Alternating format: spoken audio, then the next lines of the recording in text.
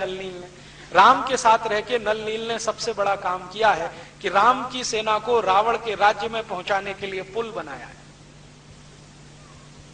अब तक तो हम सब ये मानते थे कि ये रामचंद्र जी की सेना जो रावण के राज्य में पहुंची उसके लिए कोई पुल बना तो बना होगा, हमारे दिमाग में नहीं बैठता था, कल्पना नहीं आती थी। लेकिन अब अमेरिका की सबसे बड़ी वैज्ञानिक संस्था नासा ने उस पुल के चित्र निकालकर जब सबको दिखाए और उसकी कार्बन डेटिंग हुई तो पता चला कि वो पुल 5,13,000 और कुछ 100 वर्ष पुराना है और भगवान श्री राम का रावण से युद्ध भी उतना ही पुराना है।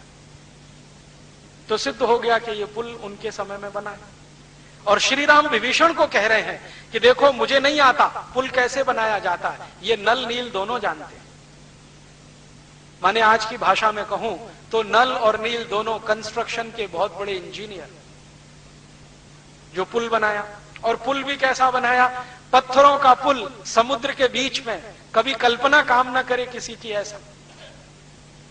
अब समुद्र में पत्थरों को डुबोना, तो नाव पे पत्थरों को रखना और नाव में किसी तीर को मार के उसको डुबो देना, ये काम वो कर रहे हैं भगवान श्री राम के साथ।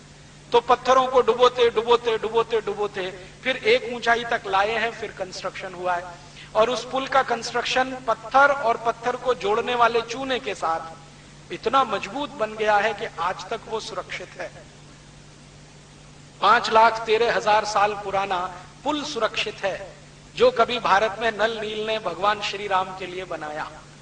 और अब अमेरिका के वैज्ञानिक मानते हैं कि हां, भारत का साइंस और टेक्नोलॉजी कोई बहुत ऊंची चीज रही होगी, नहीं तो कैसे संभव है। पत्थरों से समुद्र के बीच में पुल बनाना, नदी पे पुल बनाना तो समझ में आता है क्योंकि नदी की गहराई निश्चित होती है, समुद्र की गहराई ही निश्चित नहीं है। कभी कहां पर 100 किलोमीटर गहरा हो सकता है, कभी कहां पर 40 किलोमीटर, कभी कहां पर 200 किलोमीटर गहरा हो सकता है। इतने गहरे समुद्र में पुल बांध दिया। और वो पुल के फोटोग्राफ्स मैंने देखे, मेरे पास मेरे कंप्यूटर में वो पड़े हुए हैं, बहुत अच्छे से फीड किए हुए हैं। कभी मौका मिला तो एलसीडी प्रोजेक्टर की मदद से आपको दिखाऊंगा कि कैसे एक पत्थर को दूसरे से जोड़ा गया है। उसके अंदर के जो चित्र निकाले हैं ना पुल के, पत्थरों को एक दूसरे से जोड़ा है, बीच में चूना लगा के, लेकिन पत्थर खिसक ना जाए तो लोहे की कील लगी हुई है दोनों तरफ जोड़ने के। ये विज्ञान उस समय था हमारे देश में। और पुल को ऊपर से जब देखते हैं ना, सैटेलाइट से उसके सारे पिक्चर निकाले गए हैं, शायद दैनिक भास्कर अखबार में छप भी चुके हैं, कोई मुझे कल बता रहा था, मेरे पास तो उसके ओरिजिनल फोटोग्राफ्स हैं।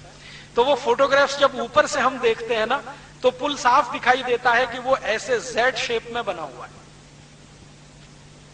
स्ट्रेट लाइन नहीं है, एक रेखीय रेखा में पुल नहीं है, ऐसे है फिर ऐसे है फिर ऐसे है फिर ऐसे है फिर। बहुत दिन में सोचता रहा कि ऐसा पुल नल नील ने कैसे बनाया और क्यों बनाया, क्यों बनाया, जरूरत क्या थी। जैसे आजकल डैम बनाते हैं ना, डैम एक तरह का पुल ही होता है, तो सीधी लाइन में बना दिया।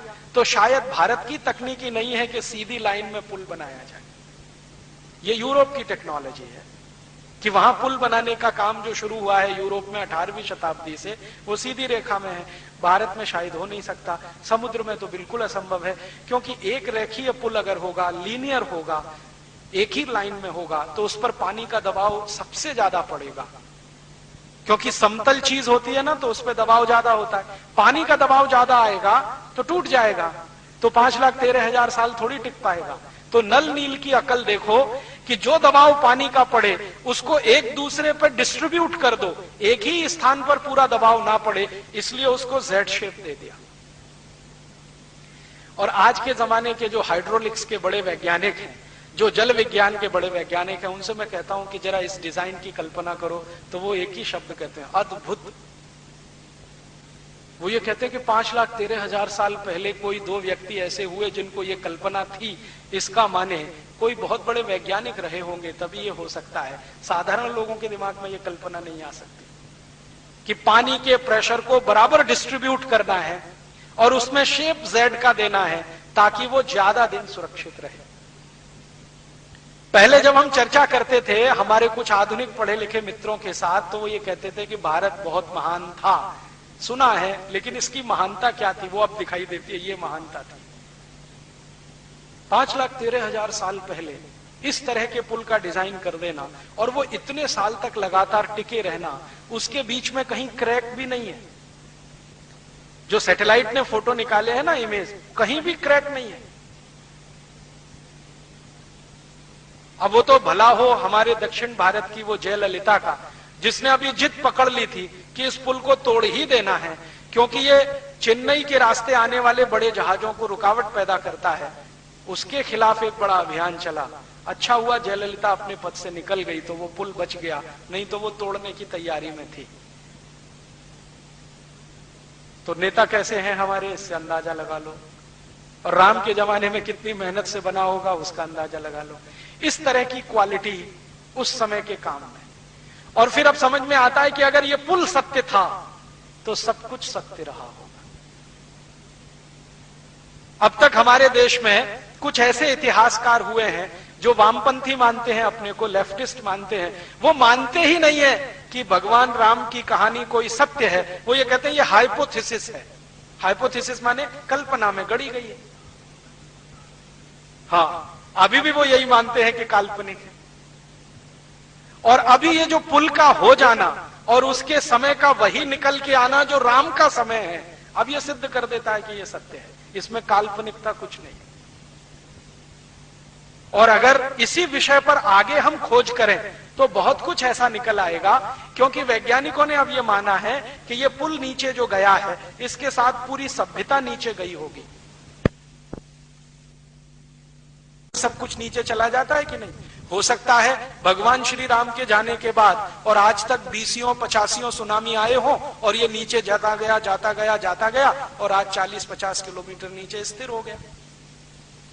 और वो पुल अकेला ही नहीं गया होगा, हो सकता है लंका चली गई हो उसके साथ पूरी की पूरी नीचे। द्वारका के बारे में तो वैज्ञानिकों ने सिद्ध ही कर दिया है कि जी पूरी द्वारका तो चली गई थी, जो अभी भी मिलती है समुद्र के नीचे। तो हो सकता है लंका भी चली गई हो, क्योंकि सुनामी आने के पहले तो मेरी भी कल्पना काम नहीं करती थी कि ये नीचे गई कैसे होगी। लेकिन जो सुनामी में मैंने मेरी आंखों से देखा है, 20-20 मंजिल बिल्डिंग नीचे चली गई, तो ये भी चला गया होगा। और पता नहीं पिछले इतने लाख वर्षों में कितने बार सुनामी आई है, कोई कैलकुलेशन नहीं है, तो उसमें गया होगा। अब उस डूबी हुई सभ्यता पर कोई काम करे, कुछ करोड़ों रुपए के बजट इस पर निकले, तो और भी बहुत कुछ निकल आएगा। क्योंकि ये पुल अकेले में नहीं है, इस पुल की कई विशेषताएं हैं। नल और नील को राम पूछ रहे हैं कंब रामायण में कि तुमने पुल निर्माण की जो डिजाइन बनाई है जरा मुझे दिखाओ। तो नल नील कहते हैं कि डिजाइन हमने जो बनाई है वो हम आपको जरूर स्पष्ट करेंगे कि ये क्या डिजाइन है। तो वो कह रहे हैं कि इस पर से अपनी सेना तो जाएगी, दुश्मन की सेना इस पर से इधर नहीं आ पाएगी, ऐसा डिजाइन हमने बनाया। अपनी सेना तो जाएगी, दुश्मन की सेना इधर नहीं आ पाएगी। तो राम पूछते हैं इसमें क्या ऐसी खास बात है, दुश्मन की सेना नहीं आ पाएगी, हमारी चली जाएगी।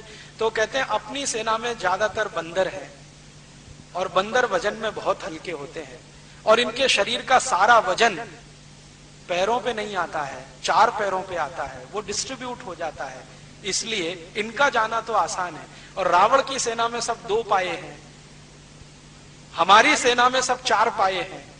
तो ये जो 4 पाए हैं इनका चला जाना बहुत आसान है, ये 2 पाए अगर आए तो ये पुल डुबो देगा उनको, ये पक्का है, हमने ऐसी डिजाइन की है। इतना माइक्रो लेवल का कैलकुलेशन करके डिजाइन की है। मैं इंजीनियरिंग का विद्यार्थी हूं, इसलिए इस बात को समझ सकता हूं कि 4 पायों का जो वजन होता है वो जब डिस्ट्रीब्यूट होता है और 2 पायों का जो वजन होता है जब डिस्ट्रीब्यूट होता है तो धरती पर भार 2 पाए का ज्यादा होता है, 4 पाए का बहुत कम होता है। और बंदर दुनिया में अद्भुत 4 पाया है जिसका वजन सबसे कम पड़ता है। बंदर के अलावा जितने 4 पाए हैं, जैसे शेर है, चीता है, बब्बर शेर है, भालू है, इनका वजन बहुत बहुत है, कई गुना ज्यादा है। तो आप कहेंगे बंदर का साइज भी तो कम है। बंदर के साइज के जितने 4 पाए हैं उनका भी वजन धरती पे बहुत पड़ता है, बंदर अकेले का नहीं पड़ता। क्यों? क्योंकि वो पूरा पंजा कभी रखता ही नहीं है, उंगलियों की पोरों से जंप लगाता है।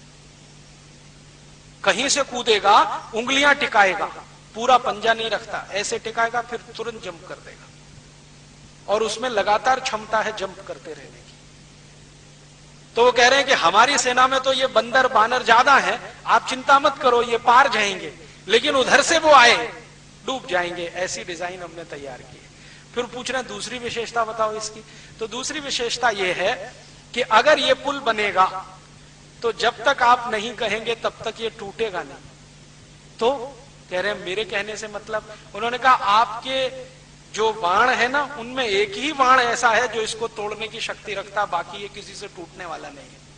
वो जब तक आप नहीं चलाएंगे ये टूटने वाला नहीं है। तो पूछ रहे हैं क्यों? तो उन्होंने कहा हमने जो केमिकल लगाया है इसमें वो ये कैलकुलेशन करके लगाया है कि उसका रिएक्शन राम के बाण से ही हो, बाकी किसी बाण से ना हो। तो खोज कर ऐसा केमिकल लाए हैं। और आप जानते हैं कि बाण के सामने जो तीर की नोक होती है उसमें केमिकल लगा के ही चलाए जाते हैं।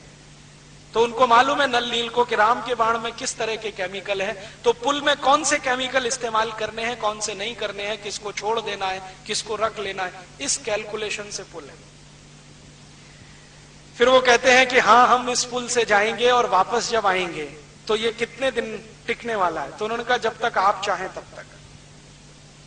आप अगर चाहेंगे तो हम लौटते ही इसको नाश कर देंगे, आप चाहेंगे तो थोड़े दिन टिकेगा।